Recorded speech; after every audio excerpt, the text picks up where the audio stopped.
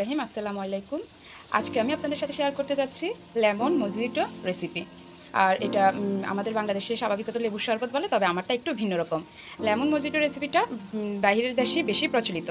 আর আমি আজকে আপনাদের সাথে শেয়ার করব কিভাবে লেমন মজিটো প্রসেসিং করতে হয়, কিভাবে তৈরি করতে হয় তার সম্পূর্ণ রেসিপি। তাহলে চলুন দেখিনি কিভাবে লেমন মজিটো তৈরি করতে হয়।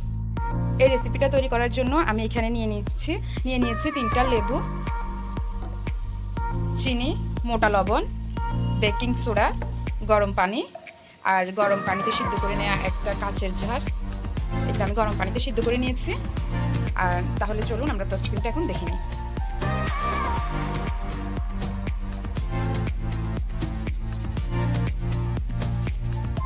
লবণ দিয়ে এগুলোকে ভালো করে পরিষ্কার করে নিতে হবে, মোটা লবণ দিয়ে।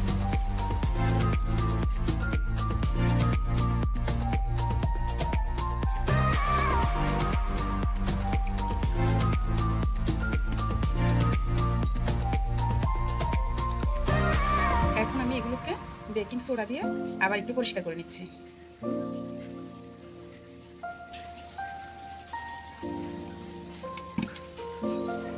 আমি এগুলো খুব ভালো করে বেকিং সোডা দিয়ে মেখে নিলাম।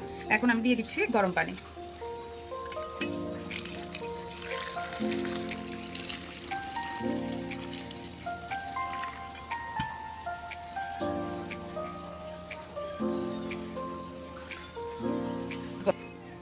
ভিজিয়ে রাখতে হবে গরম পানিতে 15 মিনিট। ফিরে আসছি আমি 15 মিনিট পর। ফিরে আসলাম 15 মিনিট পর। এখন আমি এগুলোকে পানি থেকে উঠিয়ে একটা শুকনো গামছা বা টাওয়াল দিয়ে ভালো করে মুছে নিব।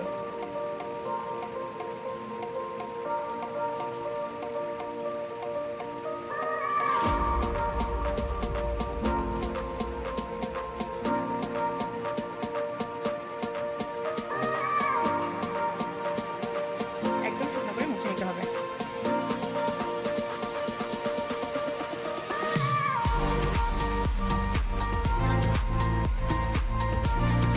এখন আমি এগুলোকে কেটে নিব।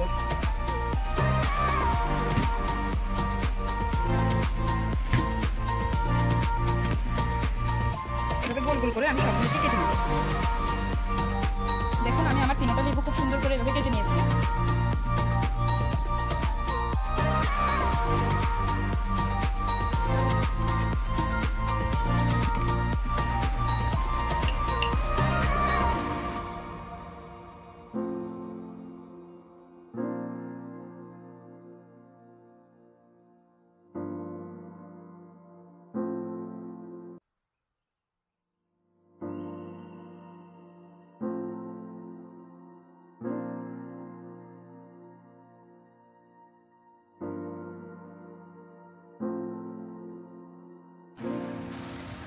এই যে চিনিগুলো একদম গলে গেছে, গলে পানি হয়ে গেছে।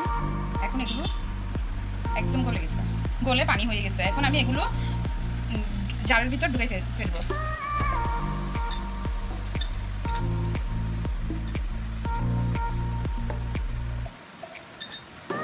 আমি সম্পূর্ণ ঢেলে নিয়ে এখন উপরে কিছু চিনি দিয়ে দিচ্ছি। দেখুন